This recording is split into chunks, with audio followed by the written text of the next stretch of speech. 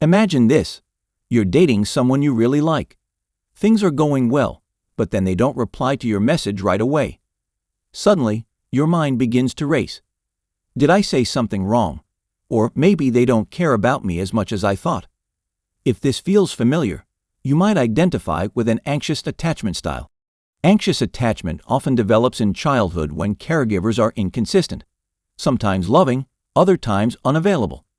Putting up with this inconsistency can leave a person feeling that love is fragile or conditional, something you have to work hard to keep. As adults, people with this attachment style deeply crave closeness, but fear losing it, leading to cycles of worry and reassurance seeking. How does anxious attachment show up in relationships? And what are some mindsets that can help manage it? Here are some common patterns along with ways to view them differently. Constantly seeking reassurance. You may find yourself needing frequent affirmations from your partner, like hearing "I love you" or "I miss you" often. When these aren't said as frequently as you'd like, you may worry that their feelings have changed. Try observing actions as well as words. Notice the unique ways your partner shows love, like doing small thoughtful things or making time for you. Love is present in many forms, and expanding your awareness of these forms can ease the need for constant verbal reassurance. Overthinking and catastrophizing. If your partner or friend takes time to reply, you may start imagining the worst. A simple delay can quickly trigger fears of disinterest or conflict, leading to a downward spiral of anxious thoughts. Take a moment to breathe and gently question your thoughts. What else could explain the delay? People often get busy, and it's rarely about you personally. Practicing this can help break the cycle of catastrophizing and foster a more balanced perspective. Fearing abandonment. You might feel uneasy when your partner spends time with others, especially if they're close with friends or family. Other important relationships in their life can sometimes feel like a threat to your bond with them. Remind yourself that healthy relationships include both closeness and independence. Your partner's other relationships don't take away from your connection. They are part of what makes them a whole person. Supporting these connections builds trust and shows that you value their personal freedom, a key aspect of a secure relationship. Sacrificing your own needs to please others. In an effort to maintain closeness, you might find yourself saying yes to things you'd rather not do, or avoiding topics that might lead to conflict. Over time, this can lead to feelings of resentment and feeling unseen. Your needs and boundaries are as important as anyone else's. Respecting your own needs helps create a balanced relationship where both partners feel valued.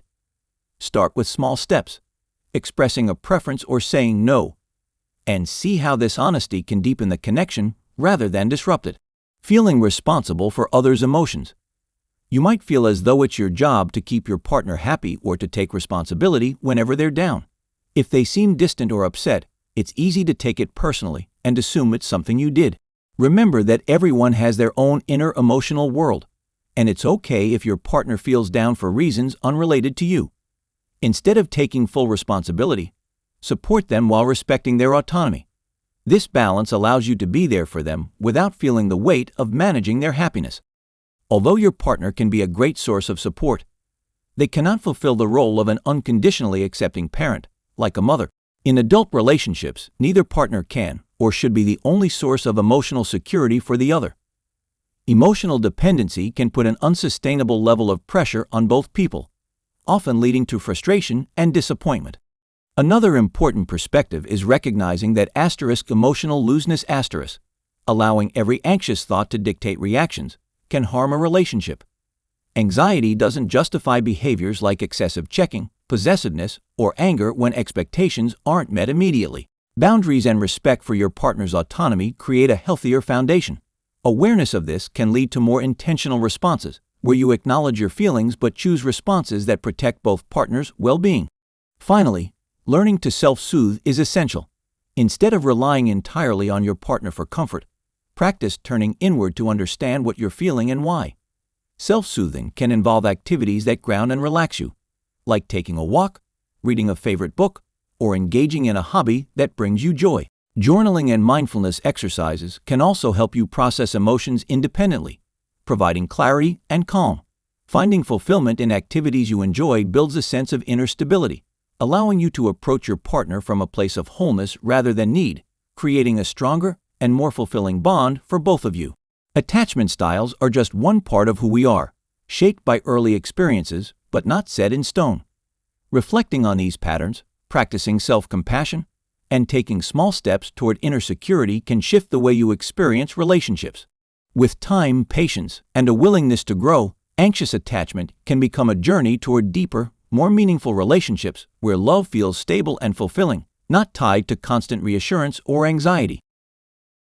Before you go, don't forget to like, subscribe, and let me know in the comments what you'd like to see next.